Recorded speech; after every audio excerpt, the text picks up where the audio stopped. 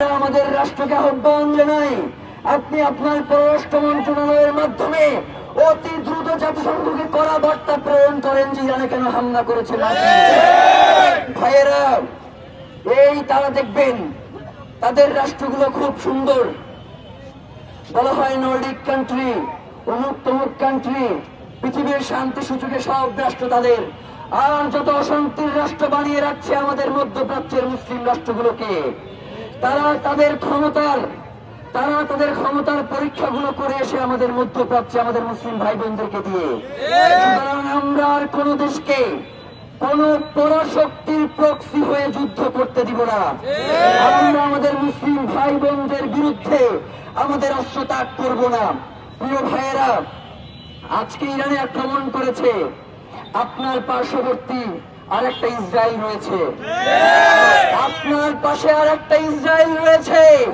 তার ব্যাপারে যদি এখনই সতর্ক না হন, তাহলে আগামীর দিনে আপনাকে ফিলিস্তিন ইরানের মতো অবস্থা আপনারও তারা করে ছাড়বে। সুতরাং এখনই সময় আপনাদেরকে এই পরাশক্তিগুলোর ব্যাপারে আপনাদের পদক্ষেপ গ্রহণ করা উচিত। ওসমান হাদি একটা কথা বলেছেন, ঘাসকে হলে অস্ত্র বানাও বাংলাদেশ। আগামীর দিনে যদি বাংলাদেশের দিকে কেউ অস্ত্র ত্যাগ করে, বাংলাদেশকে যদি কেউ হামলার পরিকল্পনা করে, আমাদের তো সেই প্রস্তুতি নিয়ে রাখতে হবে। আমরা প্রয়োজনে 3 বেলার জায়গায় 2 বেলা খেয়ে থাকবো। এরপরও আমাদের রাষ্ট্রকে স্বয়ং সম্পূর্ণ হইতে হবে মিলিটারির দিক থেকে। আমরা এই আজাদির জমিনকে কোনোভাবেই কোন পরাশক্তির হাতে তুলে দিব না। সুতরাং আজকে যারা ইরানে আক্রমণ করেছে, আমরা আহ্বান করি পুরো বিশ্বে যারা মুসলিম রয়েছে তারা ইরানের পাশে এসে দাঁড়ান, ইরানের পক্ষে এসে কথা বলেন, ইরানের পক্ষে হয়ে আপনারা জাতিসংঘকে তিরস্কার করেন যে সে এখন পর্যন্ত কোনো বিবৃতি কেন দিচ্ছে না। আমরা সর্বশেষ একটা কথা বলেই শেষ করতে চাই, এই জয়, এই পরাজয়, এই যুদ্ধে জয় পরাজয় বলে কিছু নাই, এই যুদ্ধে জয় পরাজয় বলে কিছু নাই।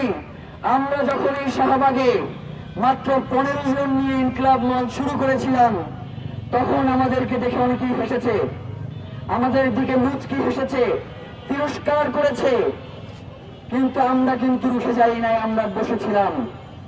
সুতরাং আজকে ইরান যে দাঁড়িয়েছে, ইরানের পাশে আমাদেরকে যদি মনে করেন যে শুধুমাত্র একটা রাষ্ট্র, সে চাইলে আর কি বা করতে পারবে। সুতরাং আমি সাহারি পার করে নাক টান